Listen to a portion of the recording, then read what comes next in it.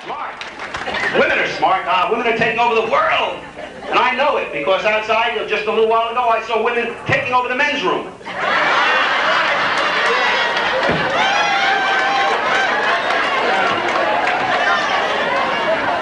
I know what happens. It happens all the time, folks. No matter how big you make the ladies' room, no matter how... Come right this way, please. Very nice. Because the Amish tour just came in, and they're just coming off the bus. Thank you. Was the bus delayed? Lovely seeing you. Where were you, dear? In the men's room. Wonderful. Good. So here's what they do. Here's what the... Fellas, if you don't know about this, you got to learn something. The ladies they pick one woman who has got chutzpah. Let me explain that word to some of you, because some of you don't know what that means. Chutzpah. Chutzpah means... Yes, lady. Kalyuns. This woman said it right there. Okay, guts. They elect this woman to stand between the ladies' room and the men's room, you see. And she's got a good job. She counts the men that go in, and she counts the men that comes out. Then, when it looks like the men are out, she looks inside. She peeks in to see if there's any feet underneath. You see. One week I had a midget was in there. I don't want to talk about it. But then, listen, then she says, okay, ladies, everybody in. The women go in, and the men don't complain about it. They're very, very nice. Sometimes they'll go behind the bus and, oh, my God. Now, the men never complain. Outside, 45 minutes ago, I don't know, you might have heard the commotion. One man accidentally walked into the ladies' room. Oh, come on, you should have heard what went on there. Over here. Man. The woman said, mister, this is for ladies. The guy said, hey, so was this.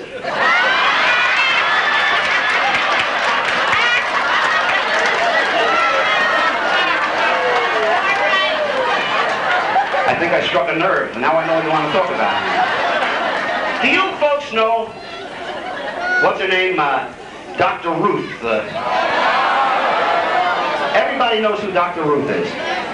By your applause, how many of you do not know who Dr. Ruth is? Okay, these people here are ruthless, so we won't talk. Dr. Ruth is a sex therapist, all right? Dr. Ruth, I'll describe to you what Dr. Ruth looks like. Dr. Ruth looks like that person right over there, like that man sitting down. Dr. Ruth looks just like that man. And all she talks about is sex. She talks about things, ladies and gentlemen, that my father would tell me if I thought about, I'd go blind. And she talks about it on my television set. But listen what Dr. Ruth said. This is the most incredible thing. I did not believe last week that I would actually hear somebody saying this on my television set. Dr. Ruth said, if you have too much deviant sex, it can make you held a state line. It can make you hard of hearing.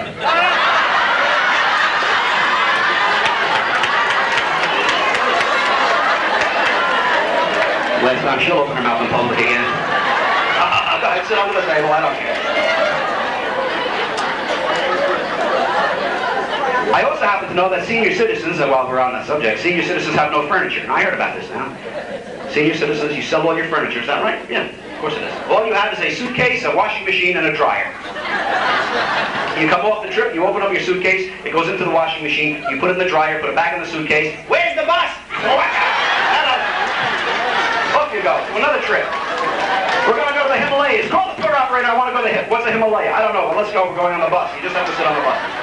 And you go different places. You know what you do? You go on sometimes cross-country trips. I know you people go a lot of places. And then you go to Chicago, and you all get out and you take a picture in front of the bus. Then you go back, and then you go to the next stop, and you go all the way. Then you head down south, you go to Florida, and everybody, when you get to Miami, you all go outside the bus, and you take a picture in front of the bus. You do this till you get to California. You get home, and you have 95 pictures. You can't tell where you've been, but you got the same bus. 100 different pictures, the whole group standing in front of the bus.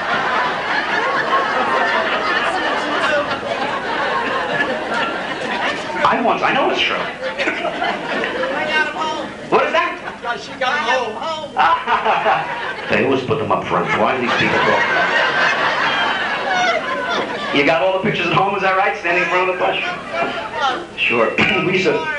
What is that, Dean? On the floor. Oh, pain in the ass, Dean.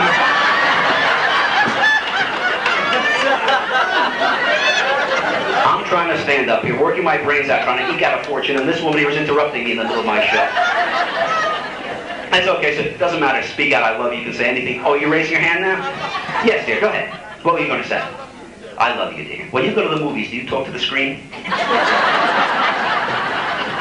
I once did a show for this, listen to this, folks. It was the Swinging Single Senior Citizens of Secaucus, New Jersey.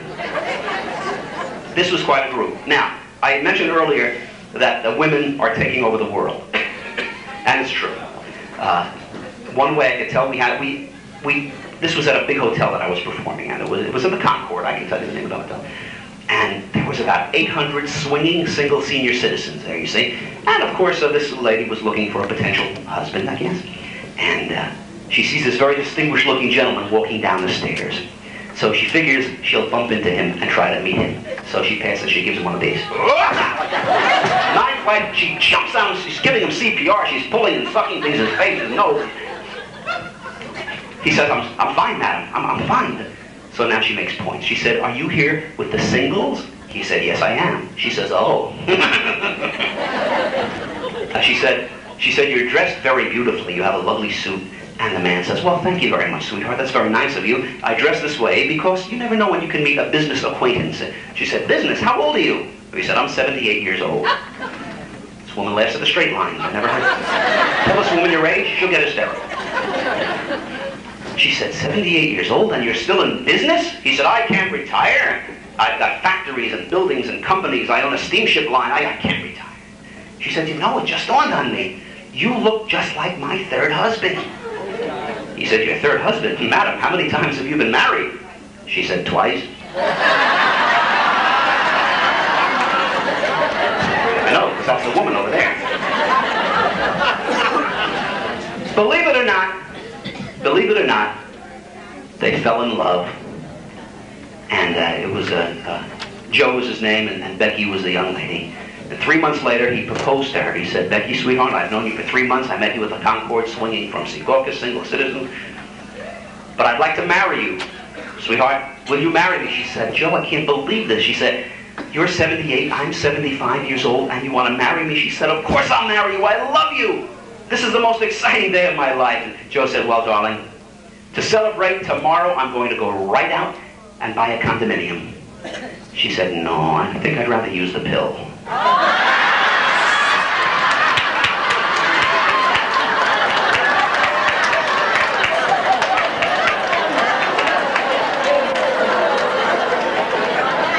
So now, God bless them, they get married.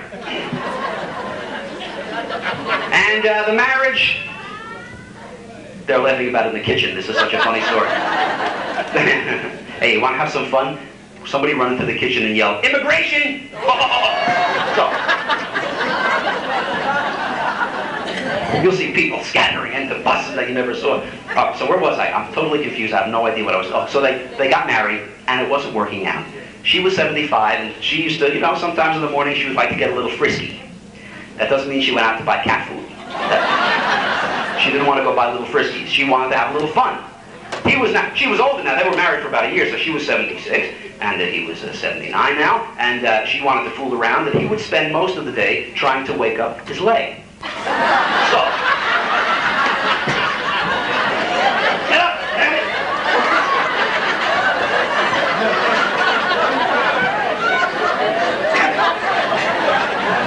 So now, she says to him that there's going to be a divorce unless they do it once more for old time's sake. He said, oh, what the hell, once more for old time's sake. So they're ready to start. You'll explain to this man what I'm talking about when the show's over.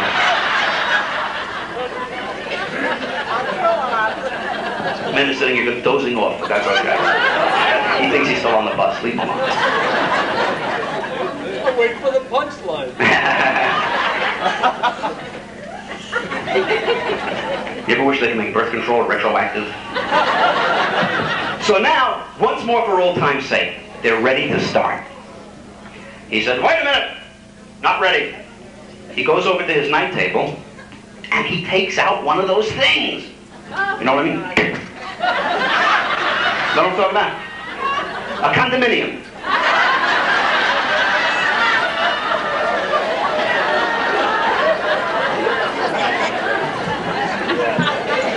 ready to put it on. She says, what are you crazy? What do you need that for? You're 79 years old. He says, no, the dampness is bad for my arthritis.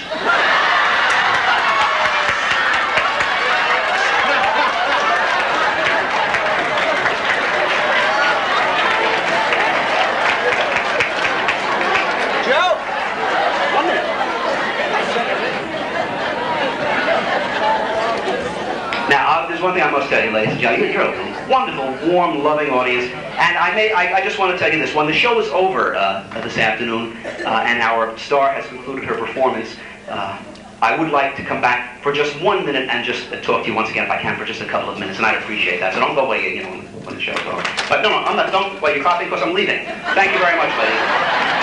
Now, I just wanted to tell you that I picked the place, you know, where I'm going to have a luncheon with the stars. I have the opportunity to pick the place that I have it, you see. And I've been in the entertainment business, thank goodness, for a long time, so I get to pick the talent, you see. And I know so many of these people, entertainers, I feel good about that. But before I will select a place to have an affair, I like to go into the kitchen. And I like to see the chef. I like to see what's going on. Now, I can't tell you the name of the place that I was before I chose this place right here. But I will tell you that I went into the kitchen and I saw the most bizarre thing that I ever saw in my life. I walked in the kitchen. Can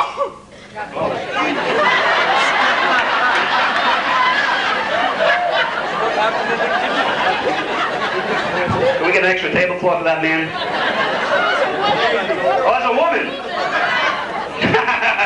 Now I'm in a lot of trouble. I can't tell the men from the women anymore. What was I talking about? Look how confused I am. I was in the kitchen. Now I'm just testing to see. What? You got some on your head from that woman over there. Good, thank you. So now, I'm talking to the chef, asking him about the food, and all of a sudden I noticed the chef had this very unusual sign posted over his station where he works. The sign said, I make the world's cleanest food. I couldn't understand what that meant. So I asked him, I said, Chef, why do you make the world's cleanest food? Why is your food the cleanest of any other chef in the world? Why? He said, because my grandfather was a chef, my father was a chef, and I'm a chef, and we've had this tradition through all of the years, we never touch the food with our hands. I said, how do you do it? He said, well, I use these. And he brought out a beautiful hand-carved pair of wooden tongs. He said, say for instance somebody would like to order a hot dog. Here's what I do. I take the tongs, I put them in boiling water, like that. I shake them out. I pick up a plate with the tongs. He said, I don't even touch the plate with my hands. Boil them again. The hot dog rolls with the tongs, put it right on the plate. Boil. Hot dog on the plate. I pick up the mustard spoon. With the tongs, I don't even touch the mustard spoon. I rip it like that, put it down. Wax paper, wingo, zingo, I wrap it around, tie the edges, push. Finished. I never touch the food with my hands. Just then I noticed that the chef had this little white string coming out of his zipper.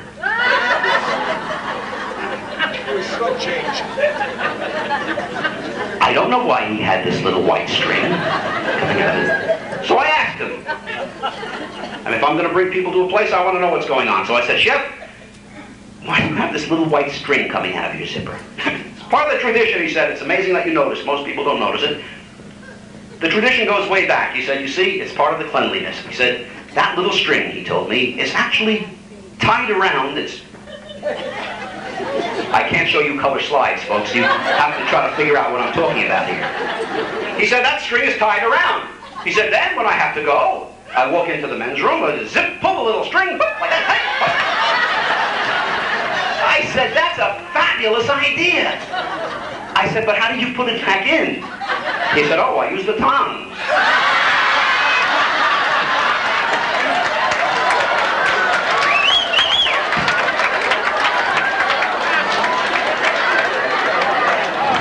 They told me be careful. St. Pius is a very religious. You have to be very careful because they don't laugh at you. But the greatest people in the world, I once said, did you just explain it to him? Thank you, dear. Very nice.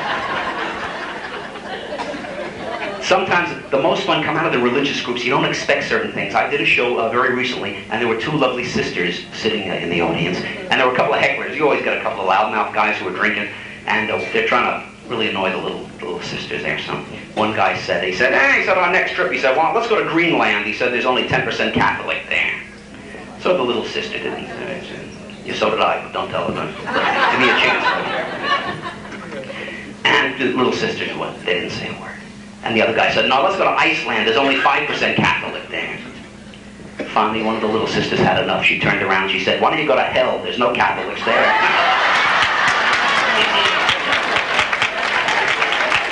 Ladies and gentlemen, you are a marvelous crowd. I'm going to come back a little later on and chat with you for just about 2 minutes. But right now, one of the most important reasons that you're here today, I have the greatest pleasure in introducing a young lady who I have known. What is that? Give us 3 minutes to set. But I'm not going to introduce her yet, ladies and gentlemen. Because I happen to know she had to go to the ladies' room, but the men were lined up in front, and she couldn't go into the ladies' room. So I've got to talk to you for a moment or two more, and that's exactly what I'm going to do. Actually, what I'm going to do is I'm going to give the microphone to this lady here who's been talking to me for the whole show, and I'm going to let her talk. I had the occasion not long ago to take a trip to Phoenix, Arizona, to do my act. Of course, with my act, I do have to travel a lot. Can't stay in one place too long. I got to keep on the move. And I flew on. Thank you. I flew on Allegheny Airlines. So they changed the name. It's U.S. Air now. But that's a joke. They just did that. They painted a different name so you would think it was different airplanes. But it's the same thing. It's Allegheny Airlines. Allegheny used to have this thing where it said we never had an accident, you know? And they didn't, because they never took off. They drove. They would drive wherever you would want them. If you were going to have some turbulence, the light would light up. Turbulence, but there were potholes in the road. So now, I'm on my way to Phoenix, Arizona, ladies and gentlemen. Stalling for time on my way to Phoenix. And I, just by the sheerest of luck, happened to be sitting across the aisle from a rabbi. Now let me explain to you, I am of Jewish extraction. I was extracted from a Jew. My sister was a cesarean. I was a dropout. Doesn't matter.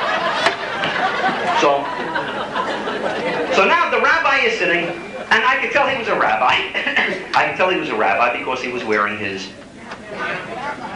Yamaha. Wonderful. He came on a motorcycle. This woman said he was riding his Yamaha. Very nice. He was wearing his Yamaha. He was wearing his rabbi suit. Make it easy for you, okay? Just by a sheer quirk of luck, ladies and gentlemen, right next to him sits 2 Arabs.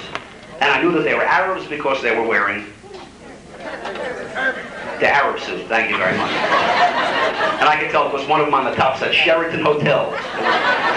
So, you can tell that the rabbi had flown before because he was very relaxed and he kicked off his shoes and he was sitting back taking in all the pleasure of the flight. And I knew that there was going to be a problem. I could just tell. I don't mean to make a pun, but I felt there was going to be some tension in the air, and there was, because one of the Arabs turned to the rabbi and said, "Are you a rabbi?" And this little man with the little yarmulke and the sideburns, the payas and the prayer shawl turned back to him and said, "Not necessarily." That's not the punchline. I threw that in. So he said, "Yes, I'm a rabbi." And the Arab says, "Get in the back of the plane and get me some coffee." And the rabbi said, "I'll be happy to get you coffee." And he got up and he went to the back of the plane. While he's in the back of the plane, the Arabs noticed that the rabbi's shoes were under the seat. And what do you think they did? They picked up one of the rabbi's shoes, they spit in his shoe, and they put it back. The rabbi comes back, he gives the Arab his coffee, the Arab is sipping the coffee, and the other Arab says, "Where's my coffee?" He said, "You didn't ask, but I'll be happy to get it for you." And he went to the back of the plane, and while he's in the back of the plane, the other shoe, like that, he comes back. Now the Arabs are relaxing, sipping their coffee, and I had to break the ice. I had to break the tension. So I said, "Rabbi, how are you today?" He said, "Oh, a friendly face." He said, "I'm fine, thank you." I said, "Rabbi, how is the world?" That was the wrong question. He said, "The world is in very, very, very tough straits." He said, "First of all, there is hunger in this world that shouldn't be. We have so much food that goes to waste, and we can't spread it around the world." He said, "Number 2, there is ignorance in our country where 9th, 10th, 11th graders in school don't know how to read or write." And he said, "The worst part of all is there's hatred. Hatred in this world where Arabs are spitting in a rabbi's shoes. And a rabbi is pissing in Arab's coffee."